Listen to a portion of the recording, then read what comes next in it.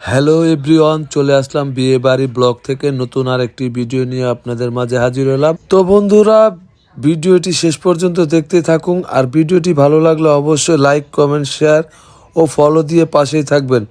ধন্যবাদ।